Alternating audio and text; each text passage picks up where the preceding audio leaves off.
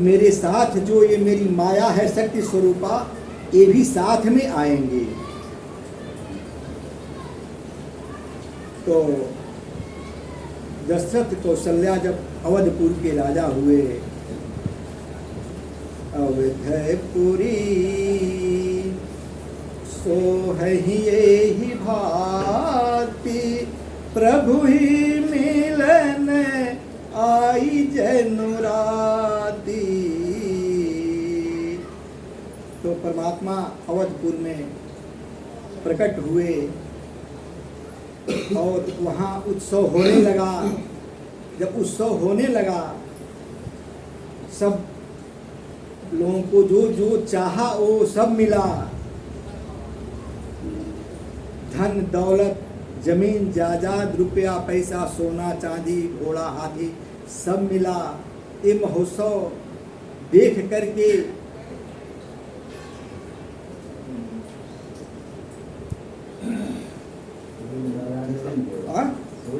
सूर्य नारायण, हाँ, मध्य दिवस में सूर्य भगवान देखे कि अयोध्यापुरी में क्या हो रहा है, यहाँ तो जो है उत्सव चल रहा है। तो देखे कि मेरे ही वंश में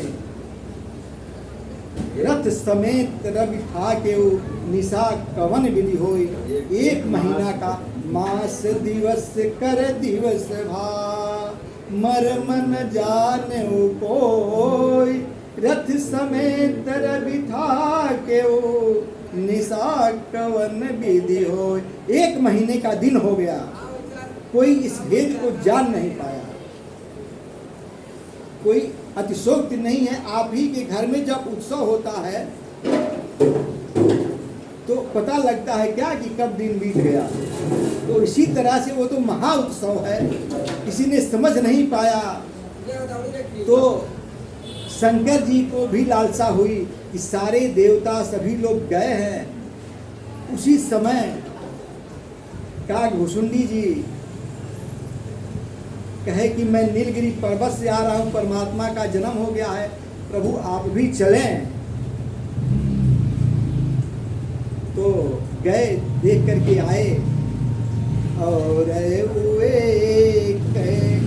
कहु नीज चोरी, सुन गिर जायती देहमति तोरी, कागे भुसुंडी संगह मदो मनोजरो पजा ने नहीं को। जब देर हो गई तो शंकर जी सोचे कि कहीं पहुंचूं कैलाश पर तो पार्वती जी डांटना न शुरू कर दें। उसके पहले ही जो है कह रहे हैं कि मैं तुमसे एक चोरी की बात बता रहा हूं। जब आप घर में कुछ चोरी करते हैं पत्नी से, तो जब बताने का टाइम आता है तो उसके पहले मक्खन पॉलिश करते हैं कि नहीं करते हैं, कि कहीं नाराज ना हो जाए। तो इसलिए पहले मक्खन पॉलिश बाबा ने भी किया कि तुम्हारी मति बहुत अच्छी है, तुम दृढ़मति की हो, तुम बहुत ही अच्छी हो। एक चोरी की बात मैं बता रहा हूँ, सोचे कि कहीं नाराज। ये बताइए पांडे जी, आपसे मैं कहूँ कि मैं आ रहा हूँ, आपको ले चलूँगा संगम नहवाने, तो क्या आप घर भर के साथ तैयार हो जाएंगे, या अपनी पत्नी के साथ तैयार हो जाएंगे, कि अकेले तैयार होंगे? हम तो अकेले तैयार होंगे। क्यों अकेले तैयार होंगे? हम भीड़ में नहीं चलेंगे, भीड़ में नहीं चलेंगे। आपको फर्ज क्या है, परिवार में पूछिए। परिवार के साथ तैयार होने का आपका मन करेगा कि अकेले तैयार हो? क्यों? अरे जैसा आप कहेंगे भाई हम अकेले चल। नहीं, मैंने तो कह दिया कि मैं यही कहा कि पाड़ा जी मैं आ रहा हूँ, आपको लेकर के चलूँगा संगम स्नान कराने। तो आपको कहे बस, परिवार तो वो बोले नहीं। हाँ, यह बुद्धिमानी है, क्योंकि आपको पता नहीं है कि डॉक्टर साहब आएंगे तो डॉक्टर साहब के पास गाड़ी में कितनी जगह है। लेकिन आपको तो पता है ना कि मैं कहा हूँ तो आपके लिए सीट लेकर के ही आऊँगा। वो आपके लिए, इसलिए बुद्धिमत्ता यही है कि आप अकेले तैयार हो, है ना। तो यही काम हुआ। कागे भुसुंडी संगह मदो मनोजरो पजा नत नहीं को। पहले बता दिया कि मैं स्वयं नहीं योजना बनाया था, काकभूषुंडी जी के कहने पर मैं वहाँ गया, इसलिए देवी मैं आपको नहीं बता पाया। आपने पूछा जरूर तो मैं यही कहा कि मैं अभी बगल से आता हूँ। वहाँ का उत्सव हुआ तो परमात्मा के एक जन्म का कारण यह बाबा ने बताया। दूसरा जन्म कि नारद जी का, यह तो जब पृथ्वी पर भार अधिक बढ़ गया यह कारण। दूसरा कारण नारद जी ने श्राप दिया था, एक कथा विदित है सबको। क्यों श्राप दिया था कि एक बार उनको समाधि लग गई थी, जा रहे थे तो समाधि में उनको कामदेव भी आए समाधि को भंग करने के लिए, लेकिन उन्होंने भंग हुआ लेकिन क्रोध नहीं आया, उनको श्राप भी नहीं दिया। तो अब इनको घमंड हो गया कि मुझको जो है अब तो हम कामारी हो गए। ये पहुंच गए ब्रह्मा जी के पास, कहे कि प्रभु हमारी समाधि लगी और उसमें काम देव आए हमको काम जगाने के लिए, लेकिन काम का भी असर नहीं हुआ और घमंड भी नहीं मुझको हुआ, क्रोध भी नहीं आया। कहे ठीक है यह बात तो आप हमसे बता रहे हो, शंकर जी से मत बताओ। अब कहे कि लगता है कि इनको हमारी डिग्री का दुख तकलीफ हो गया, यदि तो ये शंकर जी के पास चले गए, प्रणाम किया, कहे ऐसी सी बात बताया। तो शंकर जी तो केवल एक डिग्रीधारी हैं, कामारी केवल हैं, क्रोध उनको भी आ जाता है।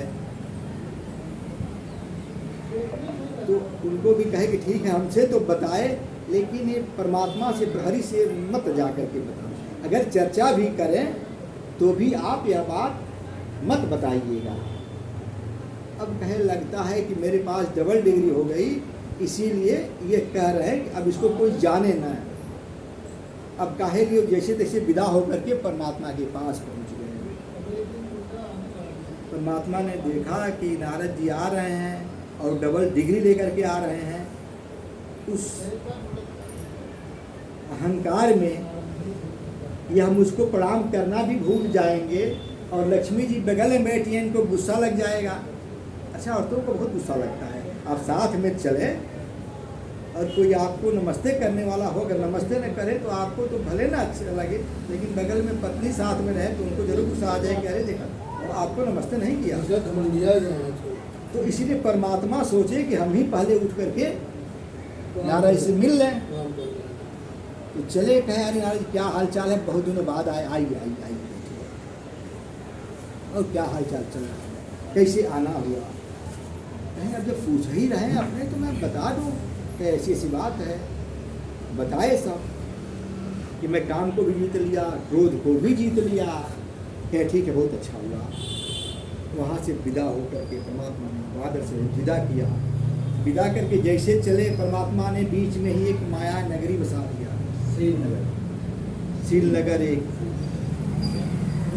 लगे। और वहाँ एक राजा की पुत्री का परम सुंदरी विश्वमोहिनी, उसका स्वयंवर रच दिया।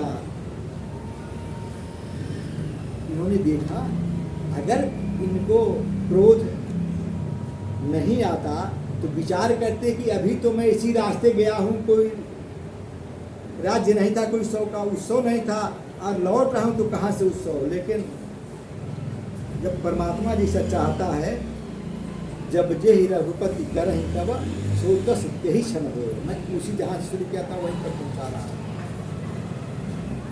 पहुँच गए, पूछे कि क्या बात है, तो लोगों ने बताया कि यहाँ की परम सुंदरी राजपुत्री है विश्वमोहिनी, उसका स्वयंवर है और उसी लिए उत्सव रखा गया है कि जिसको वह वरण कर लेगी उसके साथ इसका विवाह होगा।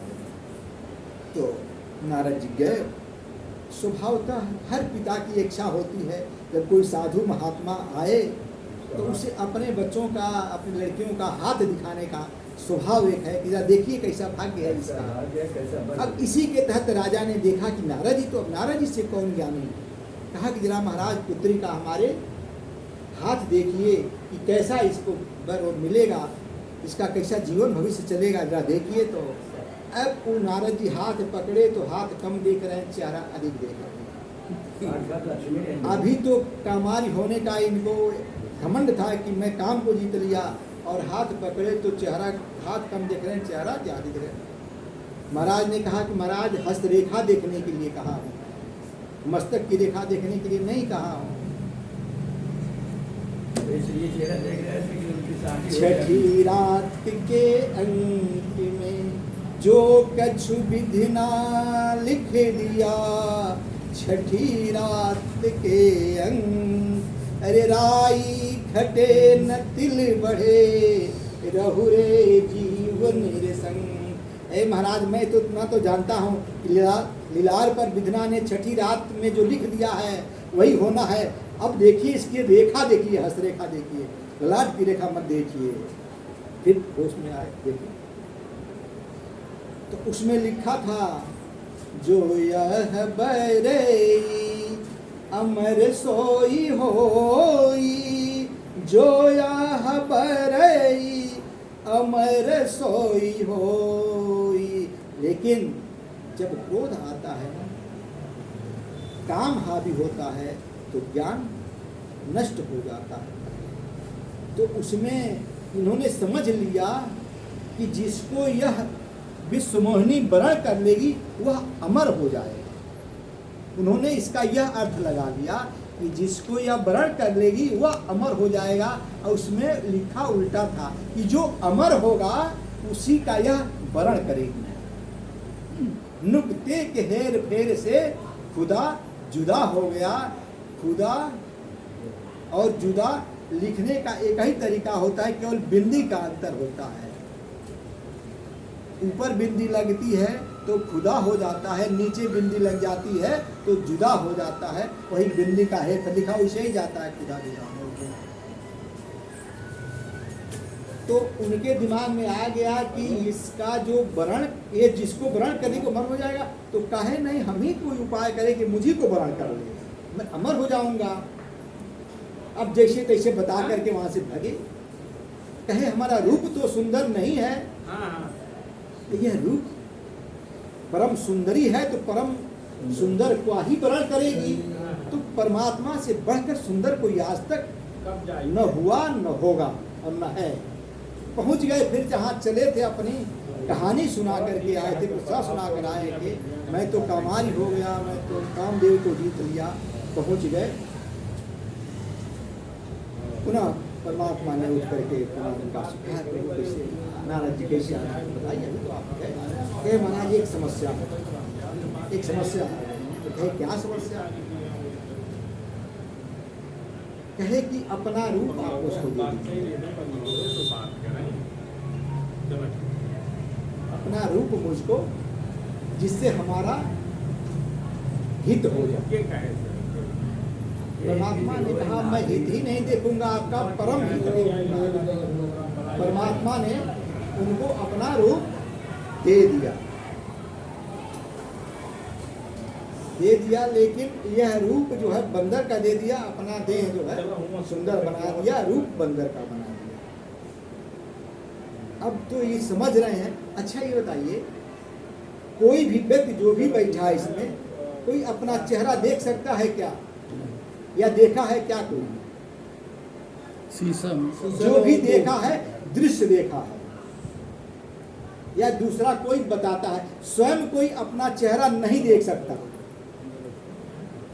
बिना शीशा के, या तो दूसरा कोई बता दे, या शीशा में वो देख ले। उसके शीशा में भी जो देखेगा अपना रूप नहीं देखेगा, दृश्य देखेगा।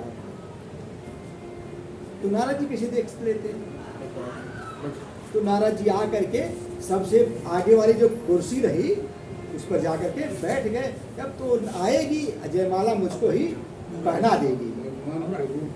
लेकिन वो जब आई विश्वमोहिनी जयमाला लेकर के, तो जिधर ये बैठे थे उधर कहीं नहीं, दूसरे तरफ जो है, फिर या उधर से उठ करके उस लाइन में चले गए जिधर उठ गए। फिर वो उठ करके दूसरे लाइन में आए। परमात्मा दिखाई, परमात्मा भी गए थे वहां पे, क्योंकि जो यह बरई अमर सोई हुई जो हाँ, तो वह जो है जा करके परमात्मा के गले में जयमाल पहना दी। अब परमात्मा लेकर के चले। 2 गण शंकर जी ने लगा दिया था, 2 गण शंकर जी ने लगा दिया था। तो गण जब देखे इनको जो है तो कहे अरे अपन मुहवा न देख लेते जाके, कहे न शीशा हो तो पानी में देख लेता, बंदर के रूप में बैठे हैं, है ना। गए देखे तो बंदर, अब विकराल क्रोध, वही शराब दिए थे। पहुंच गए फिर भगवान के दरबार में। भगवान सोचे कि नारद का क्रोध हो सकता है कि आते आते ठंडा हो जाए, तो मैं बीच में ही मिल लूं कि क्रोध इनका ठंडा ना होने पाए, हो सकता है मति बदल जाए। परमात्मा खड़े हो गए, अब वो भी जो है उस सुंदरी के साथ अभी देखे कहे परम स्वतंत्र न सर पर काहू, आप परम स्वतंत्रता आपको प्राप्त हो गई है, इसीलिए अब आप बिगड़ गए हैं। जो मन में चाहता है वही करते रहते हैं ना। लेकिन आज भले घर आपने बायन दे दिया है, बहना आप समझते हैं ना, शादी होती है तो मिठाई भेज तो बायन बांटा जाता है। जो खुशी प्राप्त हुई है वो आप लोग भी उसमें शामिल होइए।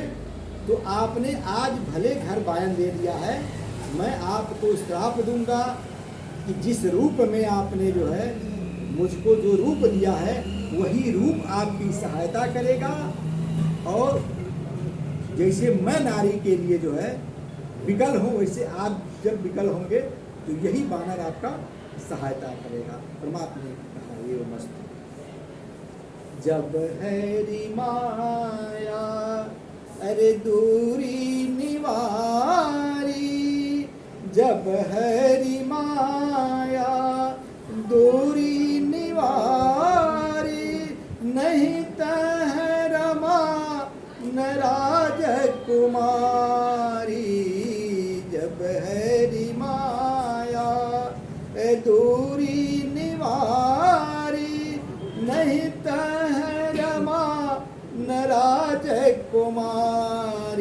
परमात्मा ने अपना माया खींचा, न वो विश्वमोहनी रही न लक्ष्मी जी रही। परमात्मा ने कहा कमाल की हमारी बात है, न हो सकता है कि आप संकोच करें। तो जब देखा लीला तो गिर पड़े, त्राहिमाम त्राहिमाम, प्रभु क्या हो गया, मैंने आपको क्या श्राप, मेरा श्राप विफल हो जाए। परमात्मा ने कहा आपने श्राप नहीं दिया, मैंने आपसे श्राप दिलवाया। जब जेहि रघुपति करहि तब सो तस तेहि क्षम हो, मैंने आपसे श्राप जो है दिलवाया और उसको अंगीकार किया। क्यों अंगीकार किया? मुझको मनुष्य रूप में जाना है। और वहाँ